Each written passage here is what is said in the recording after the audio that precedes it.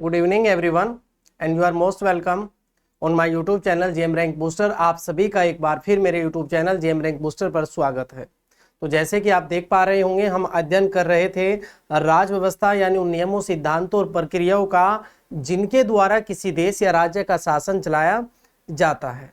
और उसी के संबंध में हमने फिर देखा कि भारत का शासन और व्यवस्था कैसे चलती है, यानी किन नियमों और सिद्धांतों पर आधारित है। तो हमने देखा कि हमारे शासन को, हमारे भारत के शासन को एक संविधान के द्वारा चलाया जाता है जो कि लिखित रूप में है। और वो संविधान आखिर बना कैसे, फिर हमारा ध्यान उस तरफ जाता है कि आखिर वो संविधान बना कैसे, उसके पीछे की क्या कहानी रही होगी, उसकी क्या ऐतिहासिक भूमिका रही होगी, क्या उसका इतिहास रहा होगा। तो उसके संबंध में फिर हमने संविधान की ऐतिहासिक पृष्ठभूमि को समझा और उसके बाद उसके ऐतिहासिक पृष्ठभूमि को समझ करके फिर हमने देखा कि हमारा संविधान कैसे बना, कैसे एक संविधान सभा ने हमारे संविधान को बनाया और कैसे फिर वो 26 जनवरी 1950 को भारत में लागू होता है। और फिर हमने उस लागू हुए संविधान की यानी बने हुए संविधान की विशेषताओं को समझा। आखिर हमारे संविधान में कौन सी ऐसी विशेषताएं हैं जो हमारे संविधान को विशिष्ट रूप देती है, यानी एक विशिष्ट रूप भारतीय संविधान को दिया गया और उसमें कुछ विशेषताओं को रखा गया और वो विशेषताएं हमने एक एक करके जानी। और उसके बाद हमने संविधान के भाग नंबर 1 संघ और राज्य क्षेत्र और फिर हमने नागरिकता को लेकर जो भारतीय संविधान में उपबंध किए गए हैं या नागरिकता के बारे में जो भी हमारा संविधान कहता है उसके बारे में भी हमने अध्ययन किया। तो इतनी लंबी कहानी में अब तक हमने 2, 3, 4 बार लगभग क्वेश्चंस किए हैं ताकि हम देख पाए, अपने आप को इवेलुएट कर पाए कि हम अपनी तैयारी को किस प्रकार से कर रहे हैं। तो आज हम एक बार फिर वही क्वेश्चंस को देख लेते हैं कि हमने अब तक अपने आप को कितना तैयार किया है, यानी हमने अब तक जो पढ़ा है हम अपने आप को उसमें कितना देख पाते हैं, कितना अपने आप को उसमें अपने आप का आकलन कर लेते हैं। तो आइए आज फिर एक बार फिर वो कुछ क्वेश्चंस को करके देख लेते हैं और क्वेश्चंस को हम अच्छे से समझते हुए चलेंगे, ना कि याद करते हुए।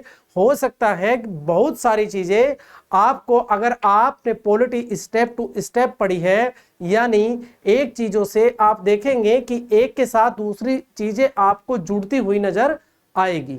तो आपको चीजों को देखना है, समझना है और तब आपको उस पर विचार करके आंसर देना है। तो आइए देख लेते हैं वो क्वेश्चंस जो एग्जाम में अक्सर देखने को मिलते हैं। तो क्वेश्चन नंबर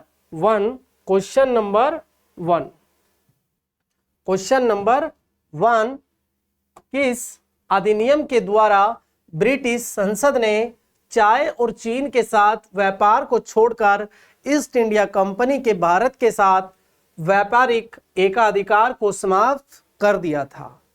और आप देखेंगे 1813 का चार्टर अधिनियम, 1833 का चार्टर अधिनियम, 1853 का चार्टर अधिनियम और 1873 का चार्टर अधिनियम। तो ये हम अच्छे से पहले से ही क्या है समझ चुके हैं कि कंपनी ने जब से भारत में शासन करने की शुरुआत की, यानी 1773 के रेगुलेटिंग एक्ट पहला ऐसा कानून था जो भारत पर या कंपनी ने जिसके द्वारा भारत पर शासन किया। और उसके बाद चाहे वो कितनी भी तरीके से ब्रिटिश सरकार द्वारा कई बार सोचा गया कि भारतीय का जो शोषण हो रहा है उसको रोका जाए, लेकिन ब्रिटिश सरकार कंपनी के उस शोषण पर अंकुश नहीं लगा पाई। और फिर ब्रिटिश सरकार ने धीरे धीरे कंपनी के अधिकारों में कमी करने की शुरुआत की और बढ़ते बढ़ते वो समय आता है कि जब ये हमने डिस्कस किया था कि कंपनी की 1813 में कंपनी का एकाधिकार समाप्त कर दिया जाता है। चाय और चीन के साथ व्यापार को छोड़कर कंपनी के बाकी एकाधिकार को समाप्त कर दिया जाता है और बाकी दूसरे कंपनी को भी अधिकार दिया जाता है भारत में व्यापार करने का। यानी ब्रिटिश ईस्ट इंडिया कंपनी के उस एकाधिकार को यहां समाप्त कर दिया जाता है। वो चीन के साथ और सिर्फ चाय का व्यापार अब भारत के साथ कर सकती थी, बाकी उसके और दूसरे एकाधिकारों को यहां पर समाप्त कर दिया जाता है। तो आप देखेंगे राइट आंसर होगा 1813 का चार्टर अधिनियम। अब आप देखेंगे, हम एक बार ये भी डिस्कस करेंगे कि ये, चलो मैं आपके लिए होमवर्क दे देता हूं कि आपको ये बताना है कि आखिर चार्टर वर्ड होता क्या है, चार्टर होता क्या है। आपने चार्टर प्लेन सुने होंगे, चार्टर एक्ट देखे होंगे, और भी कई जगह आप देखेंगे कि आप चार्टर शब्द को सुनेंगे। तो आपको समझना है कि चार्टर का मतलब आखिर होता क्या है। क्वेश्चन, नेक्स्ट क्वेश्चन, सूची 1 और सूची 2 को सुमेलित कीजिए तथा सूचियों के नीचे दिए गए कूट से सही उत्तर का चयन कीजिए। Match list first with list second and choose the correct answer using the code given below. सूची फर्स्ट, नियंत्रण परिषद की स्थापना, establishment of board of control. सर्वोच्च न्यायालय की स्थापना, establishment of supreme court. English मिशनरियों को भारत में कार्य करने की अनुमति, permission to English missionaries to work in India. और गवर्नर जनरल की परिषद में कानूनी सदस्य की नियुक्ति, appointment of a law member in the governor general council. तो ये सब किस किस एक्ट में हुआ है, और ये क्वेश्चन आप देखेंगे बहुत बार पूछा गया है। 2003 के परी में पूछा गया है, उसके बाद भी ये अनेकों बार पूछा गया है। तो आप ये क्वेश्चंस बहुत बार, बोर्ड ऑफ कंट्रोल की स्थापना कब होती है, मुझे लगता है ये सैकड़ों बार एग्जाम में पूछा गया होगा, सैकड़ों बार कम से कम। आप देखेंगे, आप किसी भी पुस्तक को पढ़ेंगे तो आपको किसी ना किसी एग्जाम में देखने को मिलेगा कि बोर्ड ऑफ कंट्रोल की स्थापना कब हुई। तो आपको ये हमने अच्छे से अध्ययन किया जब हमने देखा कि पहली बार 1773 में एक कानून पास होता है, रेगुलेटिंग एक्ट पास होता है, और भारत में गवर्नर को गवर्नर जनरल के रूप में, जिसमें पहले गवर्नर जनरल वारेन हेस्टिंग थे, और उसी के साथ भारत में एक सर्वोच्च न्यायालय की स्थापना भी होती है। कलकत्ता में एक सर्वोच्च न्यायालय की स्थापना भी 1773 के रेगुलेटिंग एक्ट के साथ होती है, और उसके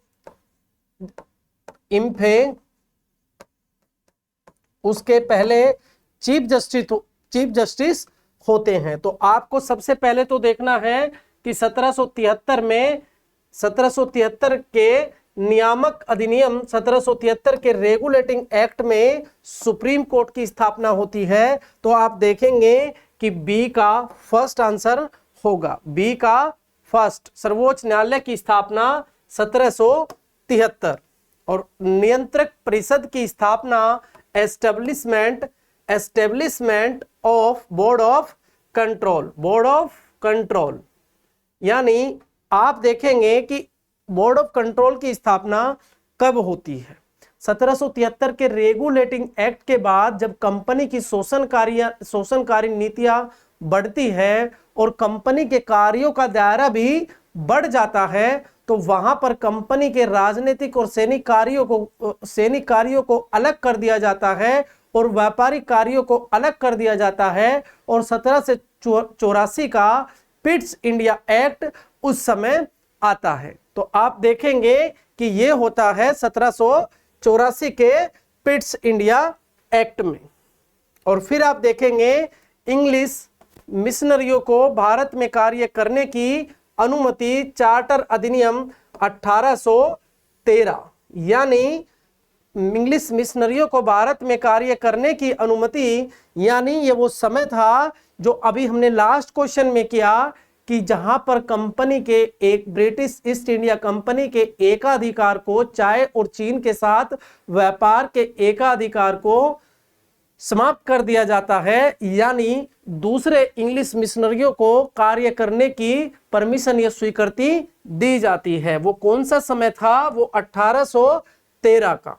आप इसको यूं भी कह सकते हैं कि कंपनी के एकाधिकार को समाप्त किया जाता है, या फिर कह सकते हैं कि इंग्लिश मिशनरियों को भारत में कार्य करने की स्वीकृति या अनुमति मिलती है। और गवर्नर जनरल की परिषद में कानूनी सदस्य की नियुक्ति, यानी एक ऐसे व्यक्ति की नियुक्ति जो कानून बनाने पर सलाह देगा, जो कानून के विषयों पर सलाह देगा।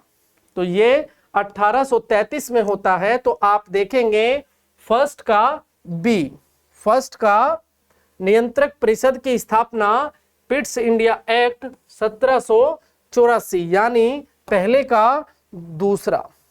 और यहां भी आप देखेंगे कि ये दो ऑप्शन में, यानी बी और डी। फिर आप देखेंगे कि सर्वोच्च न्यायालय की स्थापना जो कि 1773 के रेगुलेटिंग एक्ट के द्वारा होती है। और आप देखेंगे कि इसका आंसर होता है रेगुलेटिंग एक्ट, जो कि हमने बहुत अच्छे से डिस्कस किया था, जिसको हमने बहुत अच्छे से एक एक चीज करके पढ़ा था। तो वो चीज थी हमारी सर्वोच्च न्यायालय की स्थापना, यानी रेगुलेटिंग एक्ट। तो बी का फर्स्ट होगा, तो बी का फर्स्ट होगा। यानी आप देखेंगे कि ये दो कंडीशन आपको बी में मिल रही है, तो आपको लगभग आंसर यहीं मिल चुका है। लेकिन आपको मैं कहूंगा कि आपको ये दोनों चीजें भी पता होनी चाहिए, और अवश्य ही पता होनी चाहिए, क्योंकि एग्जाम में हो सकता है कि क्वेश्चन कुछ इस तरीके से ना आए, लेकिन ये ऑप्शंस आपको देखने को मिले और क्वेश्चंस में आपसे कुछ और पूछा जाए, तो आपको ये भी दोनों क्या है पता होना चाहिए। तो ये इसका सही आंसर होगा बी, यानी इंग्लिश मिशनरियों को जो भारत में कार्य करने की अनुमति मिलती है वो चार्टर अधिनियम 1813 और गवर्नर जनरल की परिषद में जो कानूनी सदस्य की नियुक्ति होती है वो होती है चार्टर अधिनियम 1833।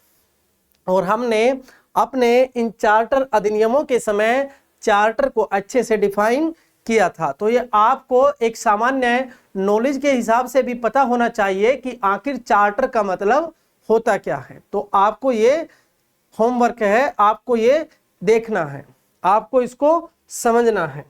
तो नेक्स्ट क्वेश्चन देख लेते हैं। भारतीय संविधान सभा के उद्घाटन अधिवेशन की अध्यक्षता किसने की थी?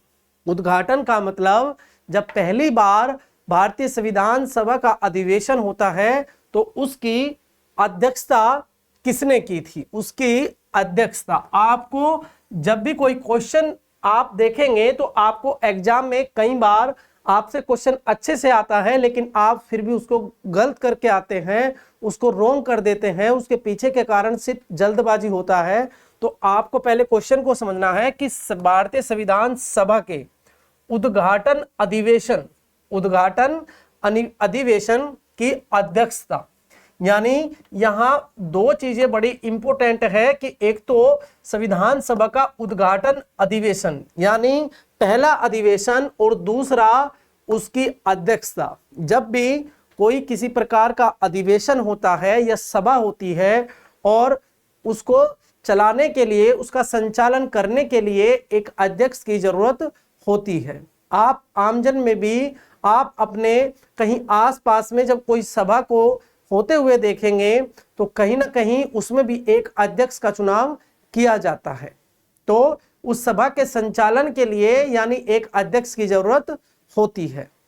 अब ऐसे में जब हमारी संविधान सभा का पहला अधिवेशन होता है तो एक अध्यक्ष की जरूरत होती है। तो ऐसे में एक अध्यक्ष को चुना जाता है, और ये हम पहले से अच्छे से डिस्कस कर चुके हैं कि डॉक्टर सच्चिदानंद सिन्हा को ऐसे पहले अध्यक्ष के रूप में यानी अस्थायी अध्यक्ष के रूप में, आज वो पहला दिन है, उद्घाटन अधिवेशन है, तो उनको अस्थायी रूप से अध्यक्षता के लिए चुना जाता है, यानी वो संविधान सभा के अस्थायी अध्यक्ष थे।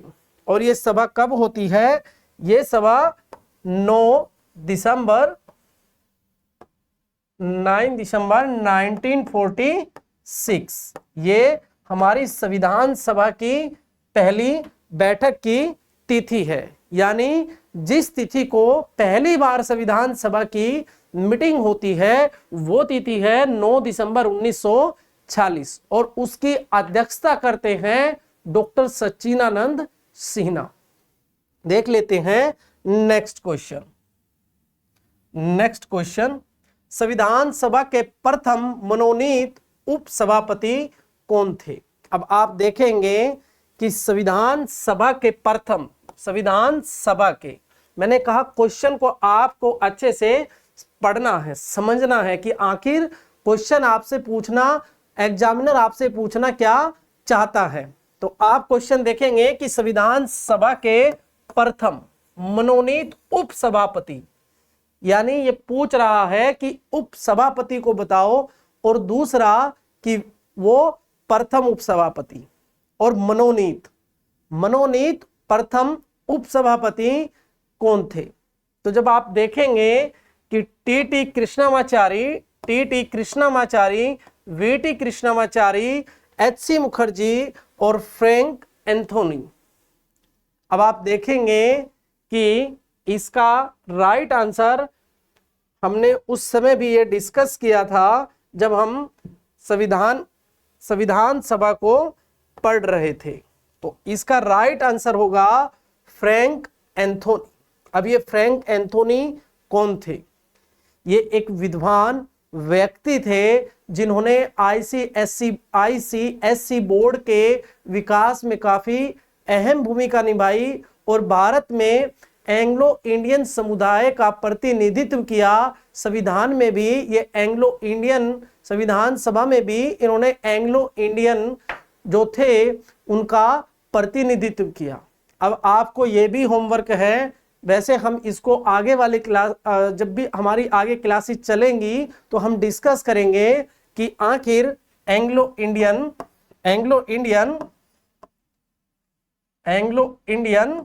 होते क्या हैं, कौन होते हैं एंग्लो इंडियन, और इनका प्रतिनिधित्व, यानी इनको कुछ राइट्स भी भारत में दिए गए थे। अब हम आगे वो भी डिस्कस करेंगे कि इनको कुछ राइट्स भारत में दिए गए थे, वो कौन से राइट्स थे। और एंग्लो इंडियन जिससे दिखता है कि कहीं ना कहीं ये अंग्रेज भारतीय लोग हैं, लेकिन इनको राइट्स देने की क्या जरूरत थी? जब वो लोग 200 सालों तक उन्होंने हमारा लगभग शोषण किया, अत्याचार किया भारत की जनता पर, तो उनको कुछ अधिकार देने की ऐसी कौन सी जरूरत थी? तो आपको ये भी क्या है, होमवर्क है। बाकी हम इसको आगे कहीं ना कहीं डिस्कस करेंगे ही, जब लोकसभा में एंग्लो इंडियन या फिर राज्य विधानमंडलों में एंग्लो इंडियन की बात आएगी तो तब हम इसको अच्छे से डिस्कस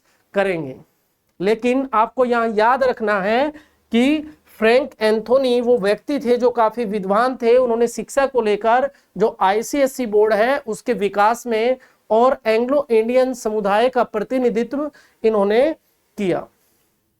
तो देख लेते हैं नेक्स्ट क्वेश्चन। निम्नलिखित में से किसने सुझाव दिया था कि भारत की स्वतंत्रता के बाद भारतीय राष्ट्रीय कांग्रेस को एक राजनीतिक दल के रूप में भंग कर दिया जाना चाहिए? Who suggested that after India independence the Indian National Congress should be dissolved as a political party? यानी जो कांग्रेस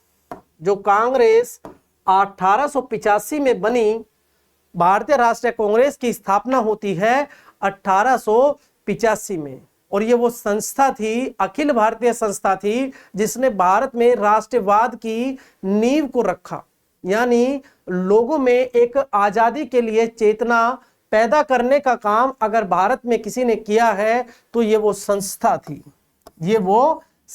थी, अखिल भारतीय राष्ट्रीय कांग्रेस वो संस्था थी जिसने राष्ट्रवाद की चेतना का भारत में काफी जोरों शोरों से काम किया। तो आप देखेंगे कि ये वो कांग्रेस थी जिसने लगभग भारत को आजादी दिलाई। आजादी दिलाने में इस राष्ट्रीय कांग्रेस से जुड़े हुए लोगों का काफी योगदान रहा। तो आप देखेंगे कि ऐसे कौन से व्यक्ति हैं जिन्होंने कहा था कि जब भारत की स्वतंत्रता के बाद, यानी जब भारत को आजादी मिल जाए, तो इस राष्ट्रीय कांग्रेस को समाप्त कर दिया जाना चाहिए या इसको भंग कर दिया जाना चाहिए। तो महात्मा गांधी ने ऐसा बोला था कि इस जो ये स्वतंत्रता दिलाने के नाम पर एक संस्था बनी थी कि लोग इसका गलत तरीके से फायदा ना उठाए, चूंकि लोगों की भावनाएं कहीं ना कहीं इस अखिल भारतीय राष्ट्रीय कांग्रेस से जुड़ी हुई थी, और जो लोग आगे जाकर चुनाव लड़ेंगे या इस संस्था से बाहर जाएंगे और जब किसी राजनीतिक भूमिका में जाएंगे तो कहीं ना कहीं उनको इसका लाभ मिलेगा। वो व्यक्तिगत नहीं होंगे, वो व्यक्तिगत अपनी छवि के अनुसार किसी राजनीतिक दल में चुने नहीं जाएंगे, बल्कि इसके उनके बैकग्राउंड में क्या होगा, एक अखिल भारतीय राष्ट्रीय कांग्रेस से जुड़े हुए होने का उनको लाभ मिलेगा। तो कहीं ना कहीं महात्मा गांधी का कहना था कि इसको समाप्त कर दिया जाना चाहिए। और फिर ऐसा बोलने वाले जो व्यक्ति थे वो थे महात्मा गांधी, ताकि बाद में किसी राजनीतिक पार्टी को इस संस्था का लाभ ना मिले, कोई व्यक्ति अपने व्यक्तित्व के ऊपर चुनाव लड़े। तो इसीलिए महात्मा गांधी ने सुझाव दिया था कि स्वतंत्रता के बाद इस भारतीय राष्ट्रीय कांग्रेस को भंग किया जाना चाहिए। नेक्स्ट क्वेश्चन, भारत के संविधान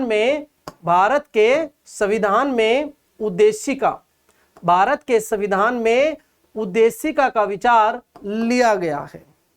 तो ये जब हमने संविधान की विशेषताओं को समझा और संविधान की प्रस्तावना को समझा, तो मैंने आपको बताया कि संविधान की जो उद्देशिका है या प्रस्तावना है उसका विचार हमने यूएसए के संविधान से लिया है, और उसकी भाषा को यानी दोनों अलग अलग चीजें हैं। जो हमारी प्रस्तावना है उसकी भाषा को हमने ऑस्ट्रेलिया के संविधान से लिया है, और जो हमारा संविधान की प्रस्तावना है कि हमारे संविधान में एक प्रस्तावना हो, वो प्रस्ताव हमने यूएसए के संविधान से क्या है, लिया है।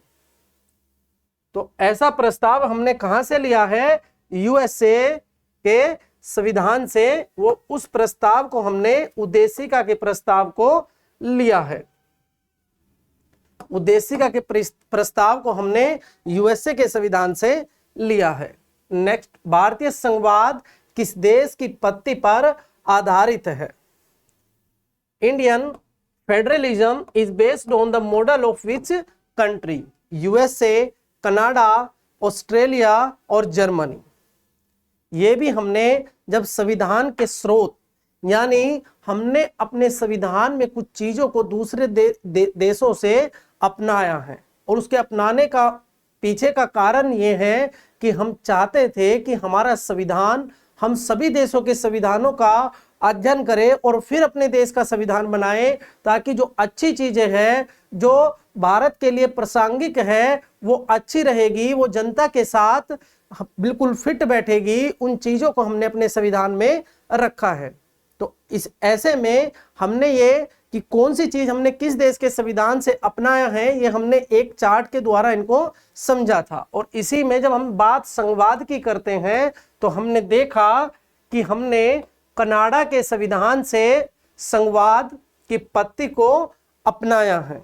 संघवाद की पत्ती को हमने कनाडा के संविधान से अपनाया है। नेक्स्ट क्वेश्चन, भारत के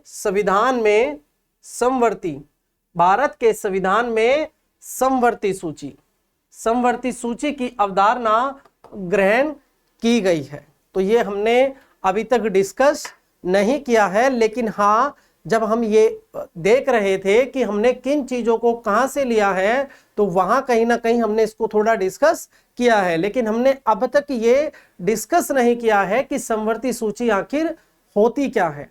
तो कुछ ऐसे विषय होते हैं जहां राज्यों को और संघ को दोनों को कानून बनाने के अधिकार होते हैं या दोनों मिलकर कानून बनाएंगे। तो ऐसे विषयों को हमने समवर्ती सूची में रखा है। तो आगे हम इसको डिस्कस करेंगे। अभी तो हमारे संविधान की क्या है, शुरुआत हुई है, लेकिन हम आगे आगे जैसे बढ़ेंगे तो ये चीजें क्लियर होती जाएगी।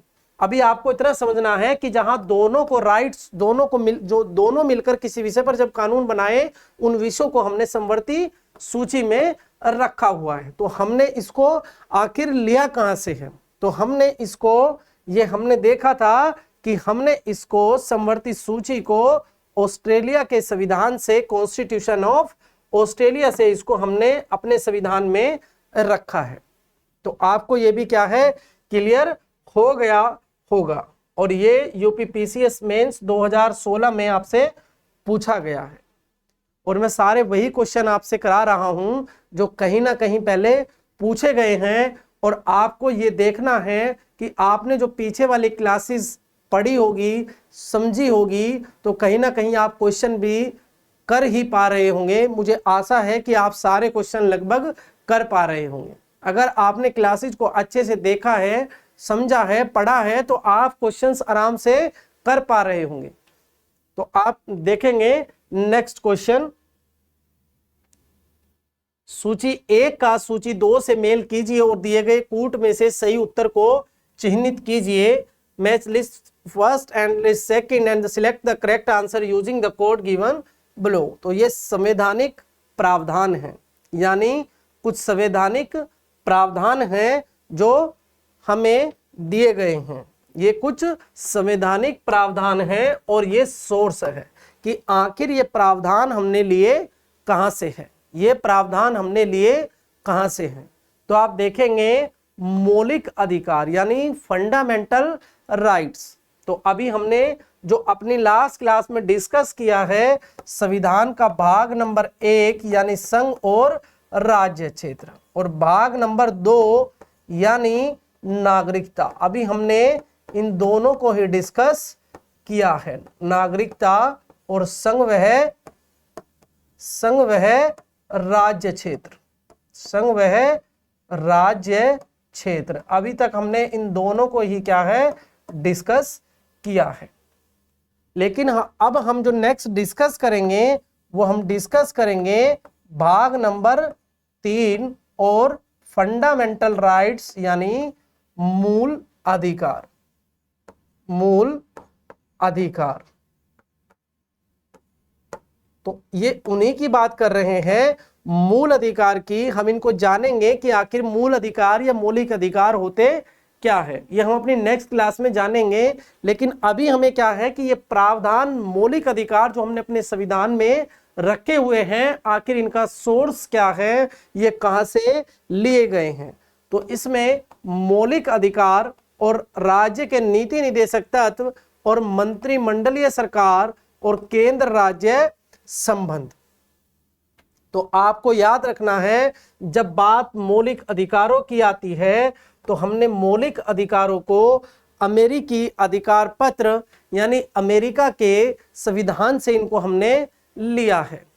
वहां के अमेरिकी अधिकार पत्र यानी अमेरिका के नागरिकों के लिए भी ऐसे कुछ राइट्स को रखा गया है, तो हमने वहां से अपने संविधान में भी इन मौलिक अधिकारों को रखा है। नेक्स्ट, राज्य की नीति के निदेशक तत्व, राज्य की नीति के निदेशक तत्व। तो जब राज्य की नीति के निदेशक तत्व आएंगे तो आप देखेंगे ये आखिर होते क्या है, इनको फिर हम मूल अधिकारों के बाद डिस्कस करेंगे। और ये होते क्या है वो भी हम डिस्कस करेंगे, लेकिन अभी हम इसको संक्षेप में ये देखेंगे कि निदेशक तत्व किसके लिए, राज्य की नीति के लिए, राज्य की नीति के निदेशक तत्व, यानी ये वो डायरेक्टिव प्रिंसिपल्स होते हैं जो स्टेट को पॉलिसी बनाते समय ध्यान रखने होते हैं। ये स्टेट को पॉलिसी बनाते समय ध्यान रखने होते हैं। तो ये कुछ डायरेक्टिव प्रिंसिपल होते हैं कि जो स्टेट जब कोई नीति बनाएगा तो इनको ध्यान में रख करके वो बनाएगा। और नेक्स्ट इज मंत्रिमंडलीय सरकार, कैबिनेट गवर्नमेंट, और केंद्र राज्य संबंध यानी सेंटर स्टेट रिलेशंस। तो आपने देखा कि ये सभी प्रावधान लेकिन लिए कहां से गए हैं, तो मौलिक अधिकार अमेरिकी अधिकार पत्र से और राज्य के नीति निदेशक तत्व यानी directive principles of state policy, ये आयरलैंड के संविधान से या आयरिश संविधान से इनको लिया गया है। और मंत्रिमंडलीय गवर्नमेंट, ये हमने मंत्रिमंडलीय गवर्नमेंट का कॉन्सेप्ट जो है वो ब्रिटेन के संविधान से यानी ब्रिटिश संविधान से इसको हमने लिया है। जैसे कि हमने कल डिस्कस किया था कि हमने नागरिकता के यानी नागरिकता के एकल प्रावधान को, एकल नागरिकता यानी व्यक्ति एक राष्ट्र का नागरिक होगा, उसको दोहरी नागरिकता का प्रावधान भारत में नहीं है, उसको भी हमने कहां से लिया है, उसको भी हमने ब्रिटेन से लिया है। जबकि अमेरिका में आपको याद रखना है कि अमेरिका में दोहरी नागरिकता का क्या है, प्रावधान है। और फिर आप देखेंगे केंद्र और राज्य संबंध।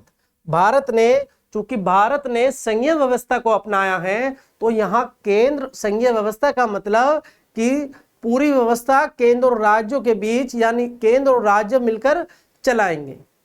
तो जब केंद्र और राज्य के संबंधों की बात आती है, तो ऐसे में हमने केंद्र और राज्य संबंध जो अपने संविधान में लिए हैं वो कनाडा के संविधान से, यानी कि जो हमने अभी देखा कि हमने अपने संविधान में पीछे हमने क्वेश्चन किया कि संघवाद की पत्ती को कहां से लिया है, और हमने उसका आंसर देखा था कि उसका आंसर था कनाडा। यानी आपको याद रखना है कि फेडरलिज्म या कहे कि केंद्र राज्य संबंध हमने कहां से लिए हैं, वो हमने कनाडा के संविधान से उसको एडॉप्ट किया है। तो इस आधार पर आप देखेंगे कि मौलिक अधिकार अमेरिकी संविधान से, यानी पहले का फोर्थ आंसर, तो आप देखेंगे सभी में फोर्थ है। फिर आप देखेंगे राज्य की नीति के निदेशक तत्व, और राज्य की नीति के निदेशक तत्व आयरलैंड के संविधान से लिए गए हैं, यानी थर्ड ऑप्शन, यानी बी का थर्ड। आप देखेंगे कि एक यहां पर है और एक यहां पर है, यानी ये दो ऑप्शन आउट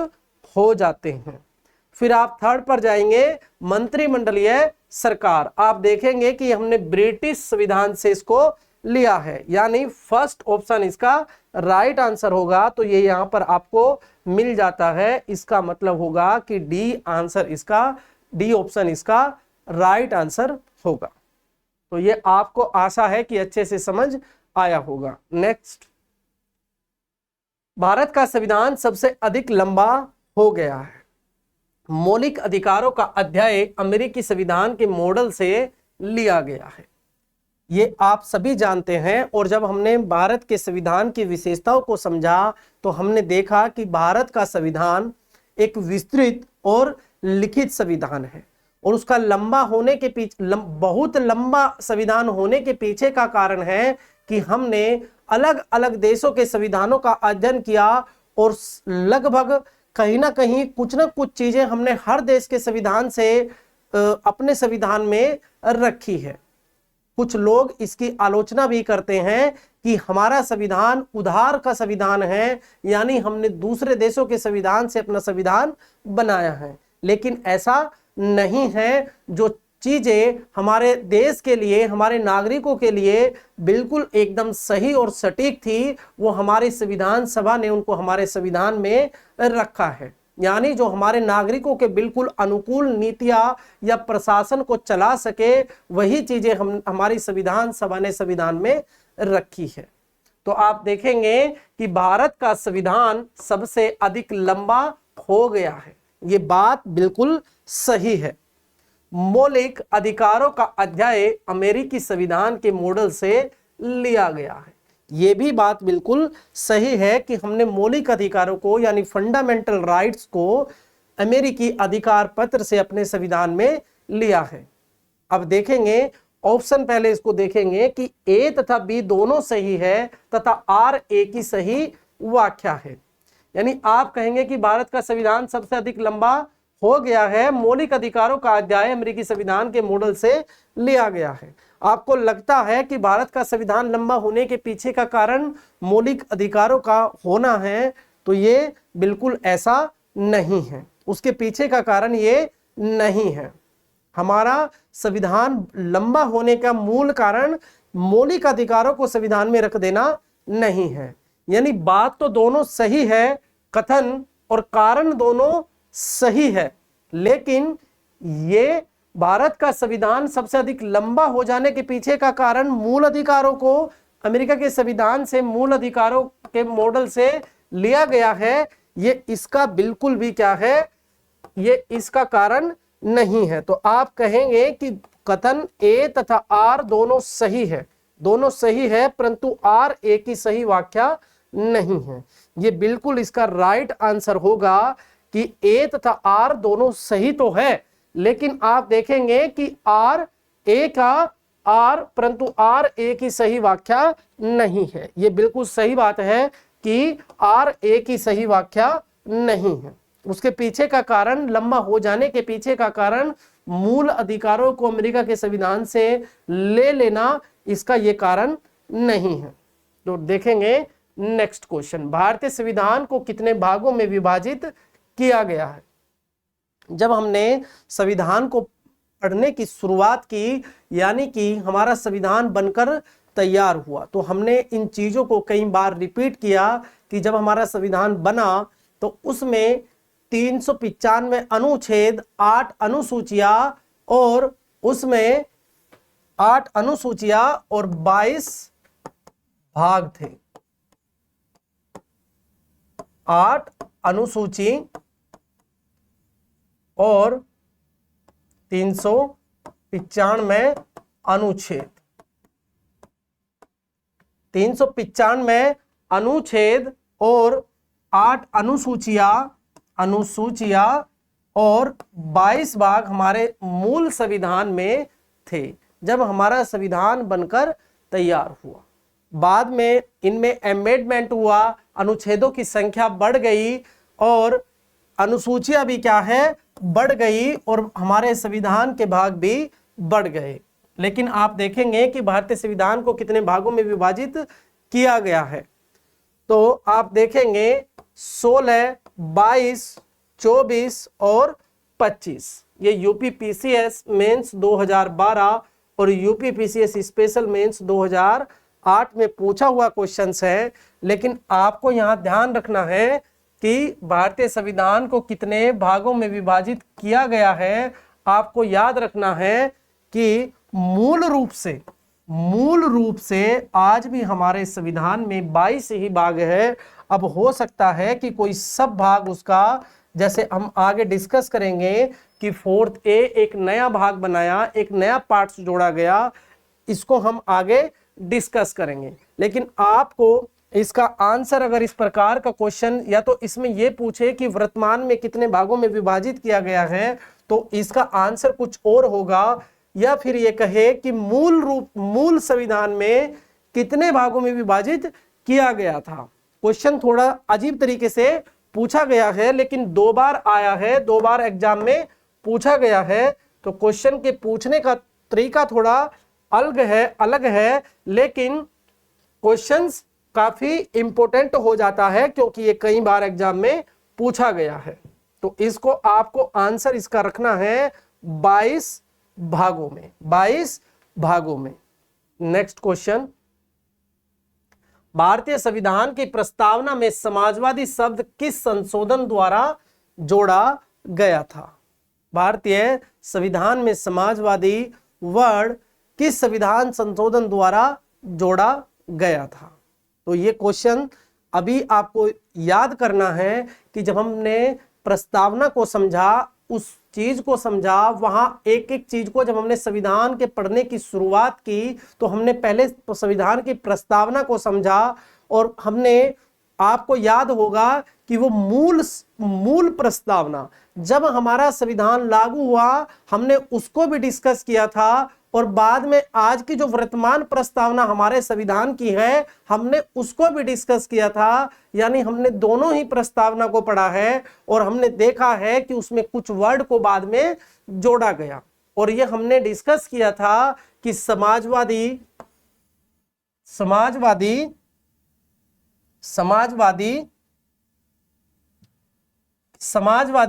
शब्द को किस संशोधन द्वारा जोड़ा गया। तो ये हमने अच्छे से जाना था कि 42वें संविधान संशोधन में हमारी प्रस्तावना में कुछ शब्दों को जोड़ा जाता है, जिनमें समाजवादी भी एक शब्द था और पंथ निरपेक्ष एक और शब्द इसमें जोड़ा जाता है।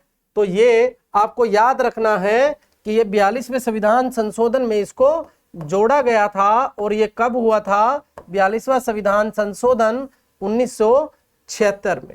और आगे जब हम इसको अपने संविधान को पढ़ेंगे तो ये बार बार आपको 42वां संविधान संशोधन कहीं ना कहीं आपको बार बार देखने को मिलेगा। यानी इसकी हमारे संविधान में काफी महत्वपूर्ण भूमिका है, तो हम इसको बार बार डिस्कस करेंगे। तो वहां पर हम इसको विस्तृत क्या है इसका अध्ययन करेंगे।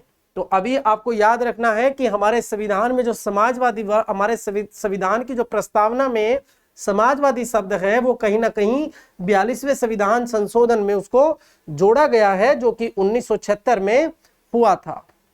हम भारत के लोग, we the people of India शब्दों का प्रयोग भारतीय संविधान में कहाँ किया गया है? वेरी सिंपल, कि जब हमने अपनी प्रस्तावना को पढ़ा कि हम भारत के लोग, उसकी सबसे पहली लाइनें यहीं से क्या है शुरू होती है, यहीं से उसका आरंभ होता है जब हम संविधान की प्रस्तावना को पढ़ते हैं। और हमने एक जगह और इसका डिस्कस किया था जब हमने उद्देश्य प्रस्ताव, यानी वो तारीख, उद्देश्य प्रस्ताव जब संविधान सभा में लाया जाता है, पंडित जवाहरलाल नेहरू के द्वारा लाया जाता है, वो तारीख होती है 13 दिसंबर 1946। यानी ये वो तिथि थी जब उद्देश्य प्रस्ताव को संविधान सभा में लाया गया था। और ये MPPCS 2016 में पूछा हुआ क्वेश्चन है। तो ये वो तिथि थी कि जब उद्देश्य प्रस्ताव को लाया गया था और वहां पे भी यही शब्द क्या है बोले गए थे कि हम भारत के लोग। और भारत को एक, फिर वो आगे आपने प्रस्तावना को देखा है, पढ़ा है।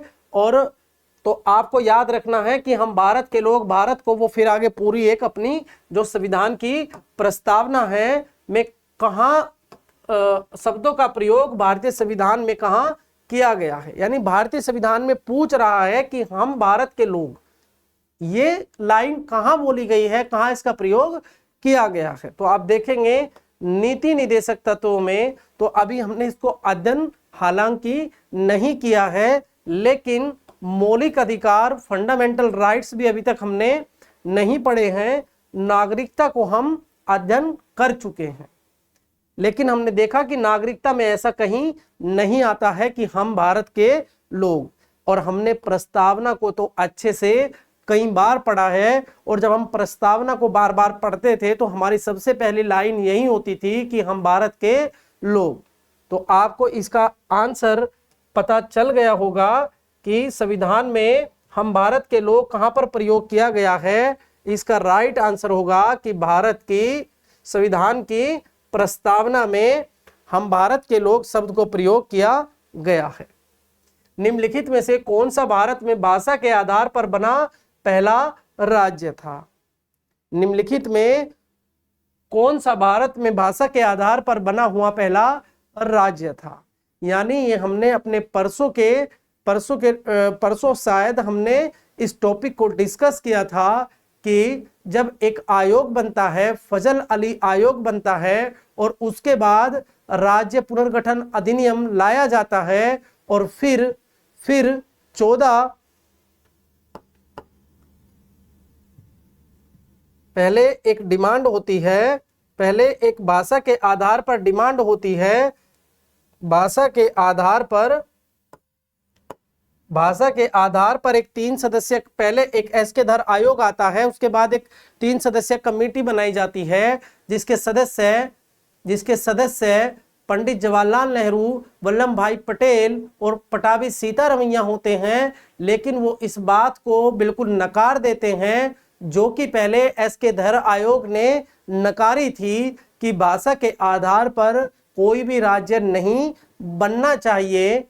तो ऐसे में जब वो नकार देते हैं तो फिर पोटी श्री रामालू एक अनशन करते हैं और कुछ दिनों के उनके अनशन करने के कुछ दिनों बाद वो उनकी मृत्यु हो जाती है और फिर एक आंदोलन और तेज होता है। तो पंडित जवाहरलाल नेहरू भाषाई आधार पर गठित होने वाले पहले राज्य की घोषणा करते हैं और वो राज्य होता है आंध्र प्रदेश। ये हमने अपनी परसों की क्लास में काफी अच्छे से इसको डिस्कस किया था। और फिर एक आयोग बनता है जो अभी हमने डिस्कस किया, फजल अली आयोग, और फिर आता है राज्य पुनर्गठन अधिनियम, और जहां 14 राज्य और 6 केंद्र शासित प्रदेशों की स्थापना होती है। ये हमने परसों डिस्कस किया था। लेकिन आपको यहां पूछा गया है कि निम्नलिखित में से कौन सा भारत में भाषा के आधार पर बना पहला राज्य था। तो आपको याद रखना है, ये तो पूरी स्टोरी आपको पता ही है कि आंध्र प्रदेश भाषा के आधार पर बनने वाला पहला राज्य था। और ये बना कब था, वो तिथि भी आपको याद ही होगी।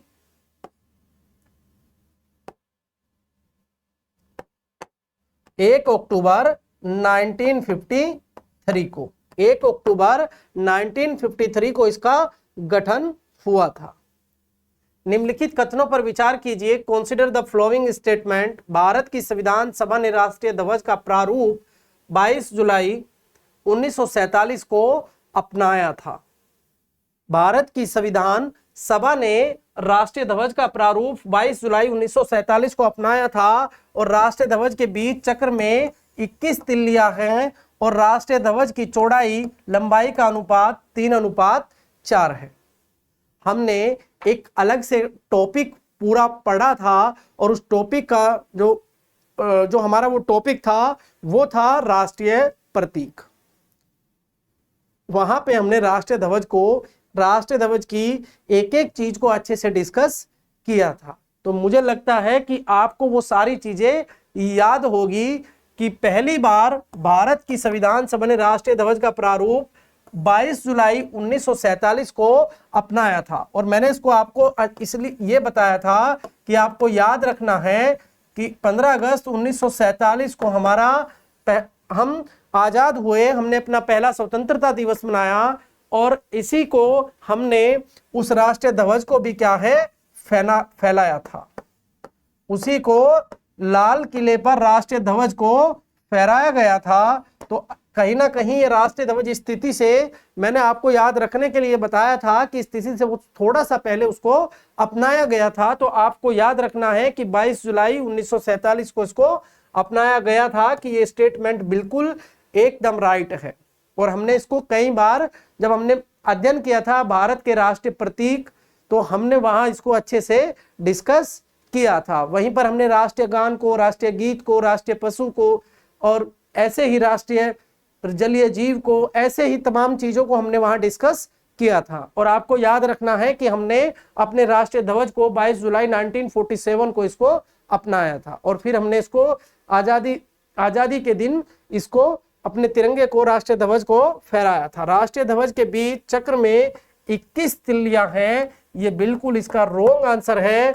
वहां 24 तिल्लियां हैं जो कि व्यक्तियों को एक संदेश देती है कि व्यक्तियों को 24 घंटे कार्य करते रहना चाहिए। हमारा देश 24 घंटे निरंतर एक प्रगति के रास्ते पर रहना चाहिए, वो हमें एक संदेश देती है। तो आपको याद रखना है कि उसके बीच में 24 क्या है, तिल्लियां है। और ये भी आपको याद होगा कि राष्ट्रीय ध्वज की चौड़ाई और लंबाई का अनुपात ये 3:4 नहीं बल्कि 2:3 है। तो आपने देखा कि is only the statement, first statement is right answer. तो आप ऑप्शन में देखेंगे, ऑप्शन ए 1 तथा 2, केवल 1, 2 तथा 3 और केवल 2। तो आप देखेंगे कि इसका राइट आंसर होगा केवल 1।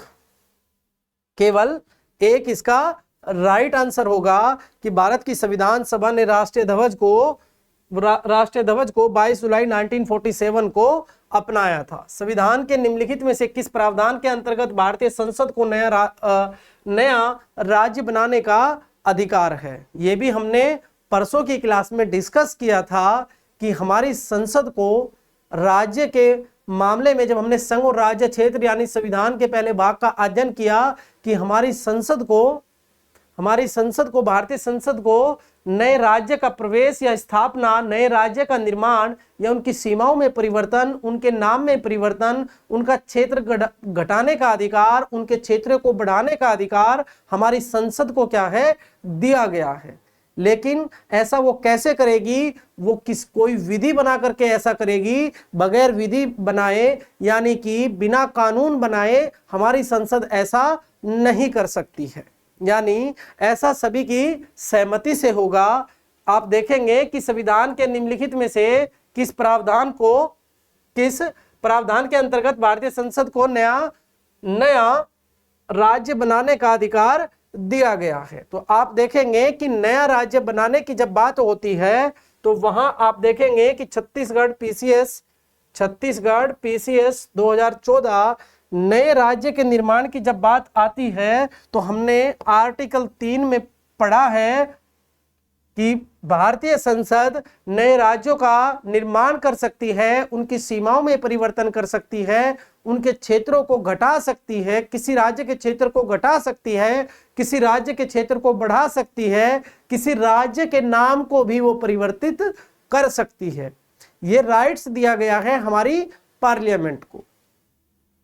नेक्स्ट क्वेश्चन, भारत की संविधान सभा ने निम्नलिखित में से किस तिथि को राष्ट्रीय ध्वज को अपनाया था? तो ये तो हमने शायद अभी इसको डिस्कस किया कि हमारी संविधान सभा ने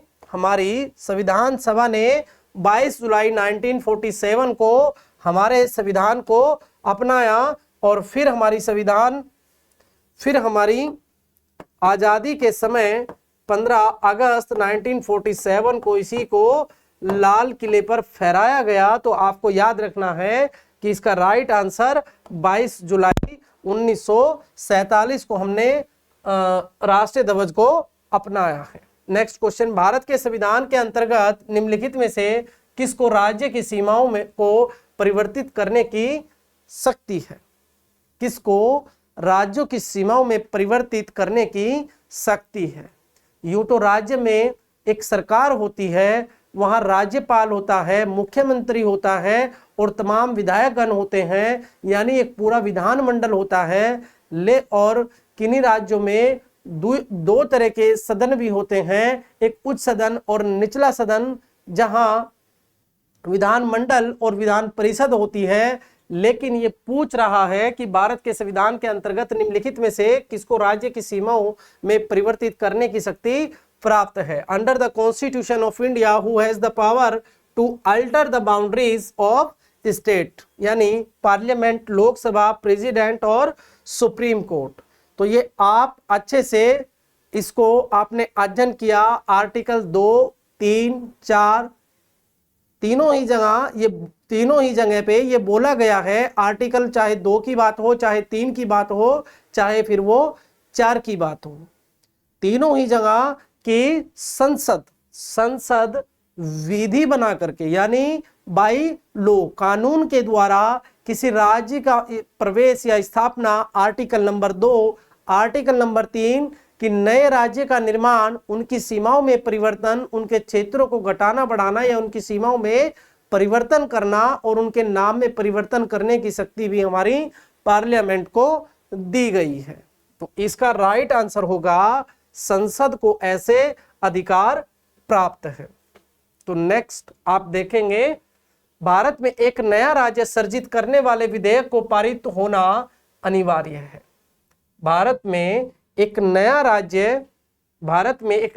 राज्य सर्जित करने वाले विधेयक को पारित होना अनिवार्य है। ये क्वेश्चन हमारा अभी का नहीं है, लेकिन फिर भी हम इसको डिस्कस कर लेते हैं, लेकिन हम इसको आगे और अच्छे से समझेंगे। लेकिन ये कह रहा है कि जब कोई ऐसा बिल आएगा, जब हमारी पार्लियामेंट में कोई ऐसा बिल आएगा कि हमें एक न्यू स्टेट को बनाना है, एक नए राज्य का निर्माण करना है, तो वो संसद में किस प्रकार से उसको पास होना होगा। तो ऐसे बिल को संसद में जब नए राज्य के निर्माण की बात हो तो साधारण बहुमत से ऐसे राज्य का निर्माण होता है। ऐसे राज्य का निर्माण साधारण बहुमत से होता है। तो संसद में आप देखेंगे कि संसद में साधारण बहुमत तथा कम से कम 2/3 राज्यों के अनुमोदन द्वारा, लेकिन ऐसा नहीं है, ऐसा नहीं है। संसद में साधारण बहुमत द्वारा, ये इसका बिल्कुल क्या है, राइट आंसर होगा कि संसद में साधारण बहुमत द्वारा एक नए राज्य को सृजित करने के लिए विधेयक जो आता है वो संसद में साधारण बहुमत से ही क्या है, पास होता है। और संसद में 2/3 बहुमत तथा कम से कम 2/3 राज्यों के अनुमोदन द्वारा, ये भी क्या है, रॉन्ग आंसर और उपयुक्त में कोई नहीं। तो इसका राइट आंसर होगा ऑप्शन नंबर बी। भारतीय संविधान के कौन से अनुच्छेद नागरिकता से संबंधित है? तो ये हमने अच्छे से इसको पहले ही हम डिस्कस कर चुके हैं कि भाग नंबर एक अनुच्छेद नंबर 1 से 4, जहां संघ और राज्य क्षेत्र के बारे में हम पढ़ते हैं। और ये क्वेश्चन आप देखेंगे पूछा गया है यूपीपीसीएस प्री 2020। तो भाग नंबर 1 अनुच्छेद नंबर 1 से अनुच्छेद नंबर 4 तक, यानी आर्टिकल 1 to आर्टिकल 4 संघ और राज्य क्षेत्र। और फिर हम वहीं देखते हैं कि भाग नंबर 2 जहां हम नागरिकता के बारे में डिस्कस करते हैं, जहां हमारे संविधान में नागरिकता को लेकर उपबंध किए गए हैं, वो article number 5 to article number 11 है। तो यहां आंसर होगा आर्टिकल नंबर 5 to 11, यानी ऑप्शन नंबर सी इसका क्या होगा, राइट आंसर होगा कि भारतीय संविधान में कौन से अनुच्छेद नागरिकता से संबंधित है। तो हमने कल ही इसको अच्छे से डिस्कस किया था। आर्टिकल 5, 6, 7, 8, 9, 10 और 11 आर्टिकल तक हमने कल इसको अच्छे से डिस्कस किया था। और ये अभी आपको ध्यान रखना है कि ये अभी हाल ही में आपसे पूछा गया है। तो इसीलिए मैं आप सबसे कहता हूं कि आप अगर क्लासेस को अच्छे से देखेंगे, समझेंगे, पढ़ेंगे, तो कहीं ना कहीं आप अच्छे से क्वेश्चन भी कर पाएंगे। तो आपको ये वो चीजें आपको केवल समझते हुए चलना है। कुछ चीजों को आपको, बहुत कम चीजों को सिर्फ आपको मेमोरी में रखना है, बाकी चीजें आप कॉन्सेप्चुअल बेस है, यानी कॉन्सेप्ट बेस है, तो वो ऐसे ही आपको क्या है, याद हो जाती है। और हो सकता है कि ऐसे क्वेश्चन आपको एग्जाम में अक्सर देखने को मिलते हैं। नेक्स्ट क्वेश्चन, संवैधानिक प्रावधानों के अनुसार राज्य की सीमाओं को बदलने के लिए सहमति की आवश्यकता होती है। वेरी इंपॉर्टेंट और बहुत ही बढ़िया क्वेश्चन है कि संवैधानिक प्रावधानों के अनुसार राज्य की सीमाओं को बदलने के लिए सहमति की आवश्यकता होती है। यानी किसकी सहमति की आवश्यकता होती है कि हम जब किसी राज्य की सीमाओं को बदलते हैं तो हमें किसकी सहमति की जरूरत होती है। तो आपको लगेगा कि हम किसी राज्य की सीमा में परिवर्तन करेंगे तो हमें उसी राज्य की क्या होगी, अनुमति चाहिएगी, या फिर उसी की सहमति हमें चाहिए होगी। लेकिन हमारे संविधान में ऐसा नहीं है, हमारे संविधान में ऐसा नहीं है। और ये हम आर्टिकल नंबर 1 में ही पढ़ चुके हैं। आर्टिकल नंबर 1 कहता है कि भारत में संघ और राज्य किसी समझौते का परिणाम नहीं है। यानी आर्टिकल नंबर 1 में हमने देखा कि संघ और राज्य किसी समझौते का परिणाम नहीं है, केवल और केवल प्रशासनिक सुविधा के लिए हमने भारत को संघ और राज्यों में बांटा है। इसका मतलब है कि राज्य की अपनी शक्ति नहीं है। और हमने वहां यह भी डिस्कस किया था कि राज्य अपनी मर्जी से भारत से यानी संघ से अलग नहीं हो सकते। अखंड भारत की बात हमने की थी। तो आप देखेंगे कि उसकी सीमाओं को बदलने के लिए किसकी सहमति की आवश्यकता है। तो आपको ये कभी भी गलत नहीं करना है कि राज्य की सहमति की आवश्यकता होगी। राज्य से केवल सलाह ली जाती है। राज्य से केवल सहमति के लिए राज्य से हमारे देश के राष्ट्रपति एक लेटर भेजते हैं, उनसे पूछते हैं, लेकिन वो हमारी पार्लियामेंट के लिए बाध्यकारी नहीं होती, यानी ये जरूरी नहीं है कि हमारी पार्लियामेंट उसको मानेगी ही मानेगी, ऐसा जरूरी नहीं है। यानी किसी की भी सहमति की आवश्यकता नहीं है। ऐसे फॉर्मेलिटी के लिए हमारे देश के राष्ट्रपति उस राज्य की सरकार से ये सहमति लेते हैं कि हम इस राज्य की सीमाओं में परिवर्तन कर रहे हैं। लेकिन अगर वो कहते हैं कि नहीं करना है या वो कहते हैं करना है, वो दोनों ही चीज हमारी पार्लियामेंट पर बाध्यकारी नहीं है। पार्लियामेंट अपनी मर्जी के हिसाब से उसमें कार्य करती है। तो आप इसका राइट आंसर जो होगा, इसका राइट आंसर होगा राज्य की नहीं, नॉट ऑफ द स्टेट। मैं कहता हूं कि सहमति ली जाती है लेकिन वो बाध्यकारी नहीं होती है।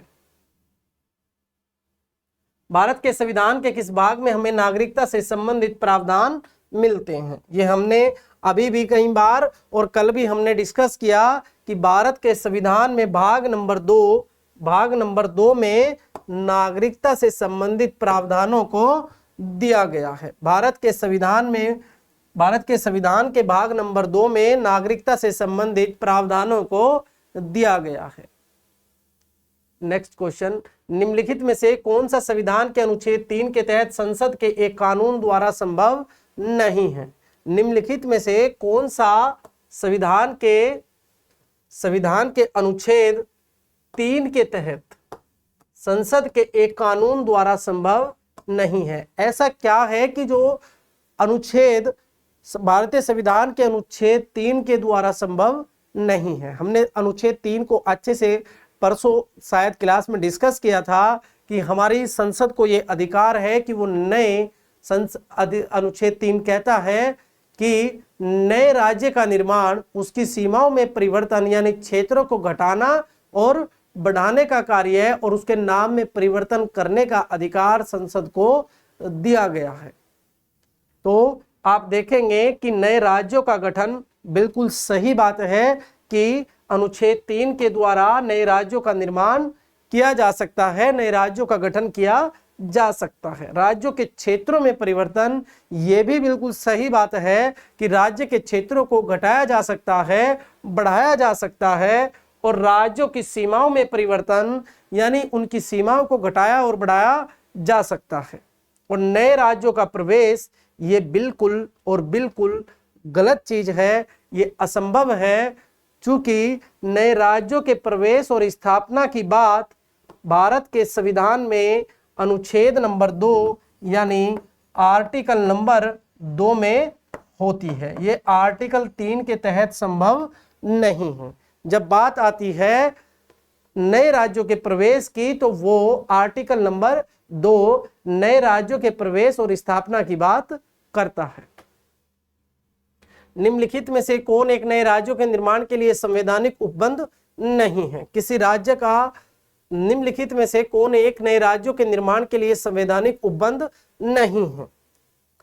तो नए राज्यों के निर्माण के लिए किसी राज्य का क्षेत्र बढ़ाकर increase the area of A state, हम किसी नए राज्य का क्षेत्र बढ़ा सकते हैं, किसी राज्य का क्षेत्र घटा सकते हैं, किसी राज्य का नाम परिवर्तित कर सकते हैं, किसी राज्य के नाम में परिवर्तन कर सकते हैं। आप देखेंगे यूपीपीसीएस मेंस 2013 और एक राज्य संघ राज्य क्षेत्र शामिल कर सकेगा, ऐसा बिल्कुल नहीं है। इसका मतलब आर्टिकल नंबर 3 में ये कहीं नहीं कहा गया था, ना हमने ये डिस्कस किया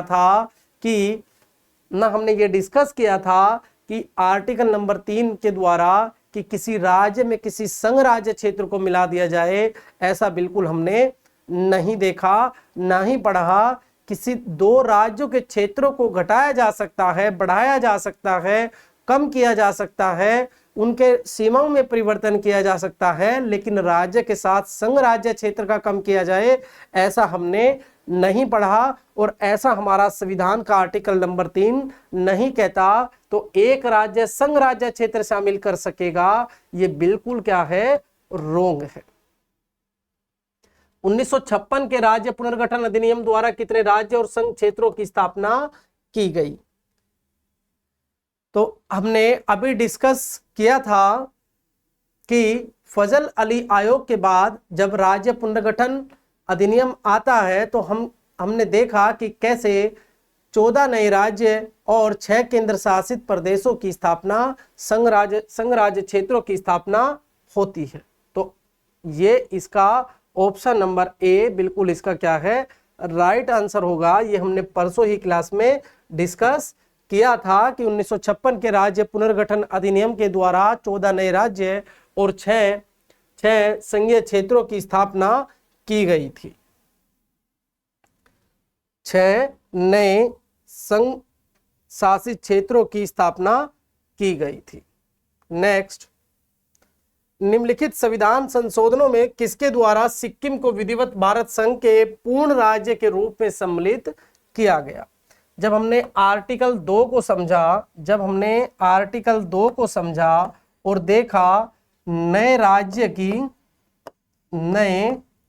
राज्य का प्रवेश, आर्टिकल नंबर 2 नए राज्य का प्रवेश या स्थापना, और जब मैंने कहा प्रवेश की बात आती है तो सिक्किम भारत के भूभाग में पहले से था और भारत सरकार के पास सिक्किम को लेकर के विदेशी और सुरक्षा के अधिकार भारत सरकार के पास थे, लेकिन यहाँ राजशाही यानी राजाओं का शासन होता था।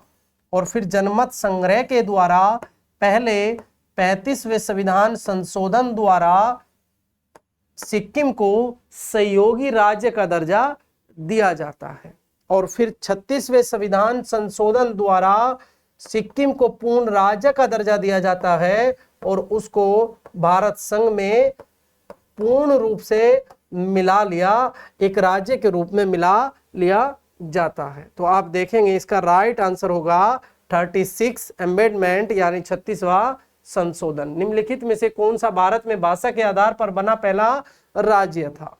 ये हम कई बार डिस्कस कर चुके हैं कि आंध्र प्रदेश भाषा के आधार पर बनने वाला पहला राज्य था।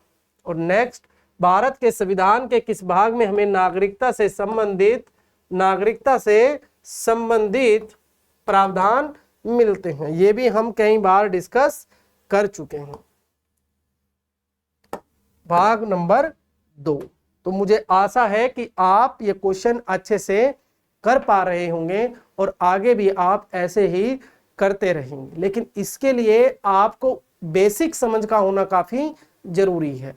आपको पता होना चाहिए कि हमारा संविधान कैसे बना, हमारी संविधान सभा ने कैसे कार्य किया, हमारे संविधान की क्या विशेषताएं हैं, और हमारे संविधान में फिर हम देखेंगे कि कैसे कैसे कौन कौन से प्रावधान दिए गए हैं। और मैं कहता हूं कि ये आपको एक बेसिक समझ भी हमारे कॉन्स्टिट्यूशन की होनी चाहिए, क्योंकि उस कॉन्स्टिट्यूशन से हमारे पूरी देश की व्यवस्था, शासन व्यवस्था चलाई जाती है, तो उसकी समझ आपको सामान्य रूप से भी होनी चाहिए। तो हमने देखा कि कैसे हमारे देश के संविधान का इतिहास रहा और उसमें क्या क्या प्रावधान दिए गए हैं, और क्वेश्चंस भी वहीं से आते हैं।